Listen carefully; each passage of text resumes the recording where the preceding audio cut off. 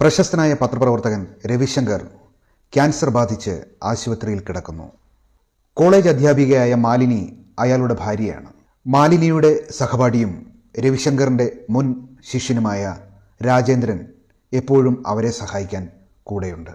തൻ്റെ അവസാന നാളുകൾ നഗരത്തിൻ്റെ തിരക്കുകളിൽ നിന്ന് മാറി നിൽക്കണമെന്ന് രവി ആഗ്രഹിക്കുന്നു. അങ്ങനെ അവർ നാട്ടിലെ ചെറിയമ്മയുടെ വീട്ടിലേക്ക് എത്തുകയാണ്. അവധി നീട്ടിക്കിട്ടാത്തത് കാരണം രവിയുടെ ബന്ധുവിൻ്റെ മകളായ ദുർഗയെയും ചെറിയമ്മയെയും കാര്യങ്ങളെ ഏൽപ്പിച്ച് മാലിനി ജോലി സ്ഥലത്തേക്ക് മടങ്ങിപ്പോകുന്നു. ദുർഗ അയാളെ പരിചരിക്കുന്നു. സാഹിത്യവും പാട്ടും കവിതയും ഒക്കെ അയാളെ പറഞ്ഞു കേൾപ്പിക്കുന്നു. രവിക്ക് അത് മാനസികമായി വളരെ ആശ്വാസം നൽകുന്നു. ഇടയ്ക്ക് രവിയെ കാണാൻ വരാറുള്ള ശിഷ്യൻ ബാബു ഊട്ടിയിലുള്ള ഒരു ഡോക്ടറെ പറ്റി അയാളോട് പറയുന്നു. പക്ഷേ തൻ്റെ അവസാന നാളുകൾക്ക് തയ്യാറെടുത്ത രവി അതെല്ലാം തള്ളിക്കളയുകയാണ്. രോഗം അല്പം മൂർച്ഛിച്ചപ്പോൾ രാജേന്ദ്രനും ആ വീട്ടിൽ വന്ന് താമസിക്കുന്നു.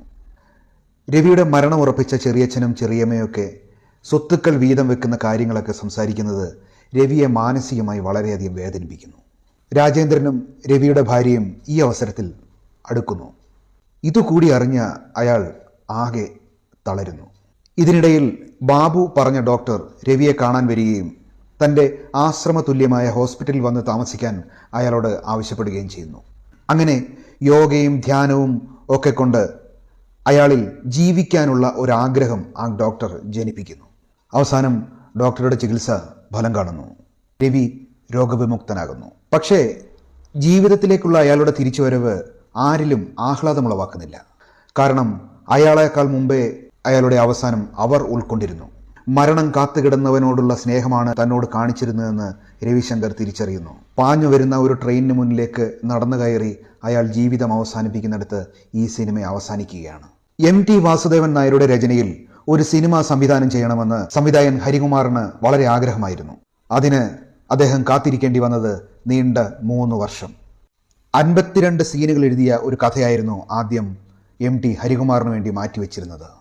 പിന്നീട് അത് ശരിയാവില്ല എന്ന് പറഞ്ഞ് MT തന്നെ ആ കഥ തള്ളിക്കളഞ്ഞു. വേറൊരു കഥ ആലോചിക്കാമെന്ന് ഹരികുമാറിനെ അറിയിച്ചു. വീണ്ടും 1 വർഷത്തെ കാത്തിരിപ്പ്. ഒടുവിൽ ഹരികുമാറിനെ തേടി MTയുടെ കോൾ തിരുവനന്തപുരത്തേക്ക് ചെന്നു. എത്രയും പെട്ടെന്ന് കോഴിക്കോട്ടേക്ക് ചെല്ലാൻ അദ്ദേഹം ആവശ്യപ്പെട്ടു. ഒരു ത്രെഡ് കെട്ടിയിട്ടുണ്ടെന്നും മരണം കാത്തുകിടക്കുന്ന ഒരാൾ ജീവിതത്തിലേക്ക് തിരിച്ചു വരുമ്പോഴുണ്ടാകുന്ന പ്രതിസന്ധികളാണ്, പക്ഷേ അതൊന്ന് ഡെവലപ്പ് ചെയ്യണമെന്നും ഫോണിലൂടെ MT ഹരികുമാറിനെ അറിയിച്ചു.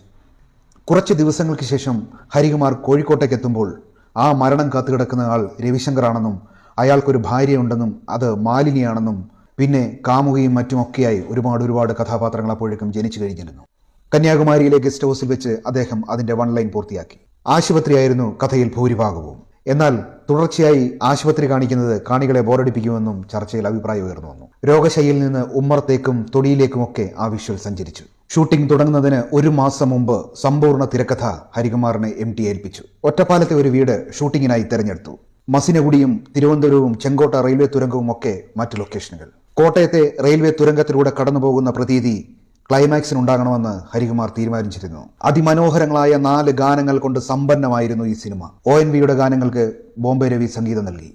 ഇതിൻ്റെ ഷൂട്ടിങ്ങും റിലീസും ഒക്കെ കഴിഞ്ഞ് ഹരികുമാർ ഒരു പുതിയ വീട് പണി കഴിപ്പിച്ചു. ആ വീടിന് ഒരു പേര് നിർദ്ദേശിക്കുവാൻ MTയോടും തിക്കുറിശ്ശി സുകുമാരൻ നായരോടും ഹരികുമാർ അഭിപ്രായം ചോദിച്ചപ്പോൾ രണ്ടുപേരും ഈ സിനിമയുടെ പേരാണ് നിർദ്ദേശിച്ചത്. ചന്ദ്രകാന്ത ഫിലിംസിന് വേണ്ടി അറ്റ്ലസ് രാമചന്ദ്രൻ നിർമ്മിച്ച് മമ്മൂട്ടിയെയും ഗൗതമിയെയും നരേന്ദ്രപ്രസാദിനെയും മൂല കഥാപാത്രങ്ങളാക്കി MT വാസുദേവൻ നായർ രചന നിർവഹിച്ച് ഹരികുമാർ സംവിധാനം ചെയ്ത് 1994 ഡിസംബർ 23 റിലീസ് ചെയ്ത 148 മിനിറ്റുകളുള്ള യേശുദാസിന്റെയും ചിത്രയുടെയും സ്വര സുഹൃത്ത് ചിത്രം സുഹൃതം.